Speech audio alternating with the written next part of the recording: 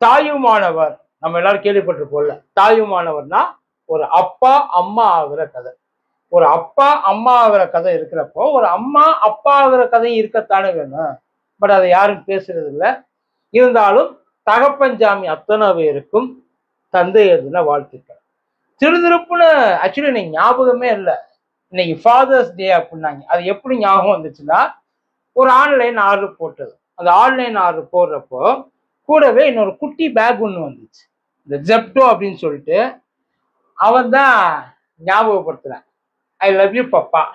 First இதை பார்த்தோன்னே எவன்டா அவன் என் வீட்டுக்கு ஐ லவ் யூ பாப்பான்னு பைய போட்டு அனுப்புறது அப்படின்னு கேட்டதுக்கு அப்புறம் மண்டையில் அடிச்சுனேன். அது ஐ லவ் யூ பாப்பா இல்லை, ஐ லவ் யூ பப்பா.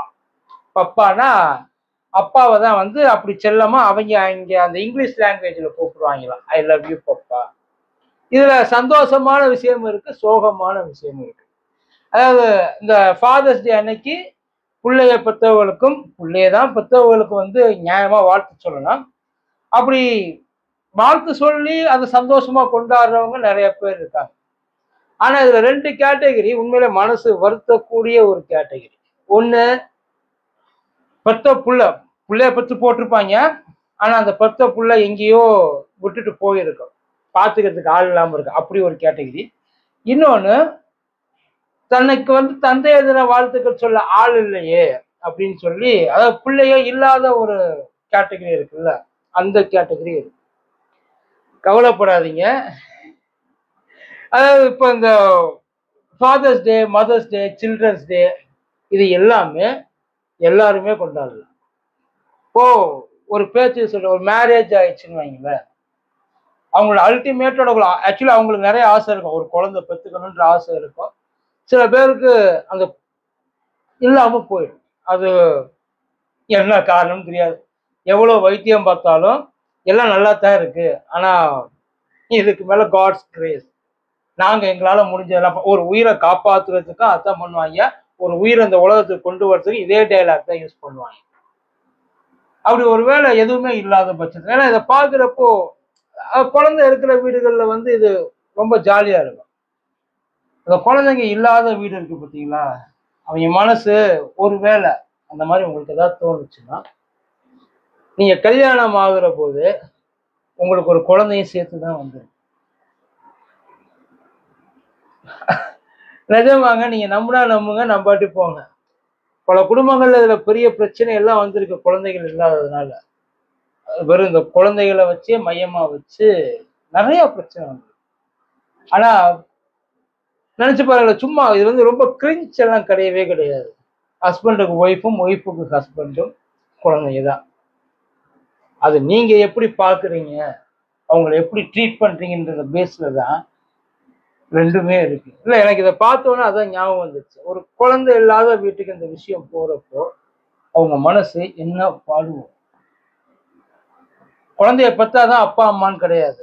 எவன் வீட்டு பிள்ளையா இருந்தாலும் நல்லா இருக்குன்னு நினைக்கிறான் பார்த்தீங்களா, அவன் அத்தனை பேருமே அப்பா அம்மா தான். இப்ப எனக்கு நான் சொன்னேன் இல்லைங்களா, நான் சின்ன வயசுல எங்க அப்பன் கூட இருந்த ஞாபகமே நமக்கு கிடையாது. அவன் போய் சேர்ந்துட்டான். ஆனா அந்த குறை கொஞ்சம் கூட எனக்கு தெரியாம வளர்த்தது, அப்பா ஸ்தானத்துல இருந்து வளர்த்தது எனக்கு ஏகப்பட்ட பேர். எங்க அம்மா ஆப்வியஸ்லி அவங்க தான் இருப்பாங்க. அவங்கள தாண்டி என் தாய் மாமன், என் ஐயா, எங்க அம்மாவோட அப்பா, இவங்கெல்லாம் இருக்கிற வரையும் நமக்கு அந்த கவலை, அதாவது நமக்கு வந்து பாதுகாக்கிறதுக்கோ பேக்கப் பண்றதுக்கோ, நமக்கு ஏதாச்சும் ஒண்ணுன்னா உண்மையிலே ஓடி வந்து உதவுறதுக்கோ. ஏன்னா சொல்லுவாங்க இல்லைங்களா, தனக்கு மேல வளர்ந்து போறவங்க, அவன் வந்து வளர்ந்து போகணும்னு நினைக்கிற ஒரே ஒரு ஜீவன் அப்பாவும் அம்மாவும் மாயன்.